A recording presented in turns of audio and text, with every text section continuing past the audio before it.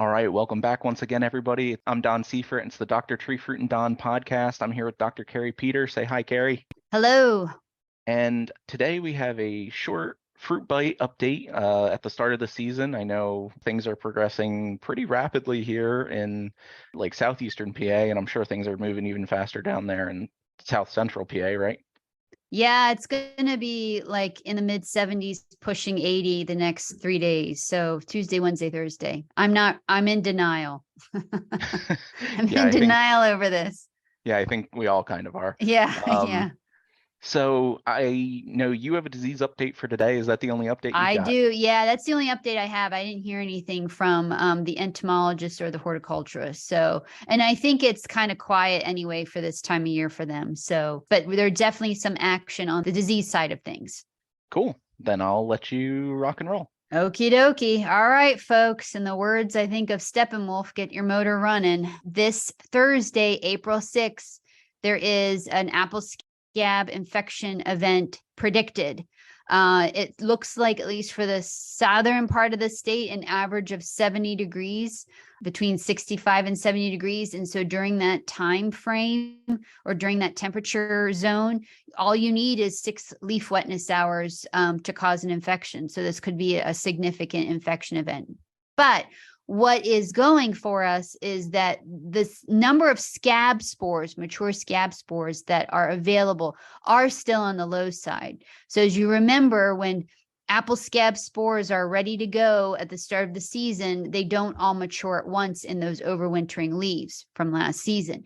They gradually mature, and then they are released over time with wetting events. And that peak release is typically bloom to petal fall, where we've got the maximum number of spores, that mature spores, that are available to cause infection. You combine that with disease conditions, and you can have really high disease pressure during that time. So right now we're sort of at the beginning of the curve, beginning of the upward slope. So for folks, this is important for folks who have had issues with apple scab or have problem areas in their orchard. You want to be mindful. So what would you do during this period, or what should you do? So I'm guesstimating that folks are anywhere from green tip to pushing tight cluster with regards to where the phenology is on trees. I did sort of a drive around to all my orchards yesterday, and that's basically what I saw. Stuff barely peeking through. I'm looking at you, Rome. I'm looking at you, Law Rome, to stuff that's at really early tight cluster. And I'm looking at you, Gala. So that's the range that I have. So what to do at this time period? Definitely mancozeb, a rain-fast mancozeb. And I've always been advocating rain-fast mancozebs for the last several years. You do get a bang for your buck with those rain-fast mancozebs. So that's your Manzate Pro Stick, Roper Rain Shield, Dithane Rain Shield, or something similar. So you can just use straight mancozeb during this time, just because the amount of green tissue and the low spore count, you could probably get away with that. However, if you have issues with scab or have had issues, consider tank mixing with something like Sillet at 1.5 pints to the acre. If you are organic or if you aren't applying something like mancozeb or Sillet, you have option of sulfur at 8 to 10 pounds per acre. Also, potassium bicarbonate is another organic option, and you want to be applying that at 3 pounds to the acre. Another option that I know that is a popular practice in New York is the Captozeb mixture, and that's Captan and mancozeb tank mixed together. So you would be applying mancozeb at 3 pounds to the acre plus 2.5 pounds of Captan.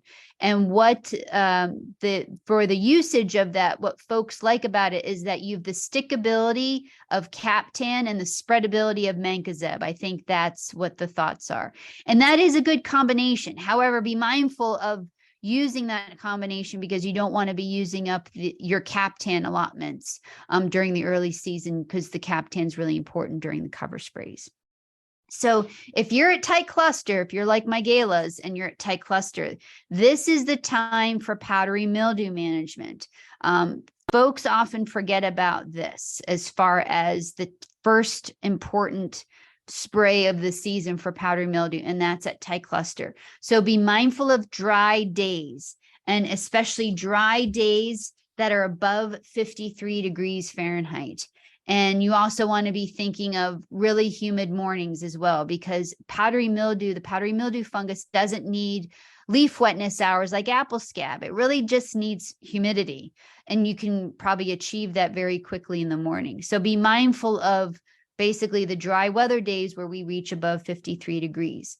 But you're also concerned about apple scab as well during tight cluster. So if you're tank mixing with the mancozeb, you're good to go. So you can focus on a single mode of action that is strong against powdery mildew. So products could include stuff like Sevia or Rally, Top Guard or Rhyme, Procure, even Torino, which I know is a little expensive, but this was approved for apples, I think 2 seasons ago. And for Torino, you're allowed 1 application a season. Now, if it's wet during the tight cluster period, which it might be for some folks, your options are Sevia, your Indar, Inspire Super, Procure, Scala, Vanguard. So these products are FRAC 3 and 9. And I want folks to focus on these FRAC groups and save the FRAC 7s for bloom and petal fall and like first cover, because that's when you're going to have to be worrying about apple scab and Marsanina blotch, which we will discuss Marsanina blotch when it comes time. If you were at the winter meetings, if you were at Hershey, you heard me talking about Marsanina blotch, and you should be aware that Marsanina blotch control occurs right after peak scab, which is around petal fall, and then probably about early June. Okay, so the last thing to discuss is stone fruit. As I'm driving around, I see a lot of stone fruit that's blooming out there. So your peaches and nectarines, even your apricots and plums that are probably still blooming. You want to be mindful that we are in this stage of potential blossom blight of stone fruit, and that's caused by the brown rot fungus. So infections can occur during wetting periods when the temperatures are between 41 and 86 degrees Fahrenheit. And we have those conditions this week, and we have that rain event coming up. So it's important to be mindful of keeping those blossoms protected during this time. What to use? Well, focus on the FRAC 2 fungicides. That's your Iprodione, Meteor, and Rovrol. So that's FRAC 2. So this is a unique mode of action. You can only use it through petal fall. So I often recommend folks using this during bloom petal fall for brown rot, because that saves the other FRAC groups like 3, 9, 7, and 11 for your pre-harvest brown rot sprays, which is when you'll need those products to really suppress brown rot infection. Another option during bloom is Topsin. That's FRAC group 1. That would also be effective. So something to also keep in mind is tank mixing with a broad spectrum like Captan, Xyram, or chlorothalonil during this early time period as well. And that's, again, for fungicide resistance management. So that's it for me, folks.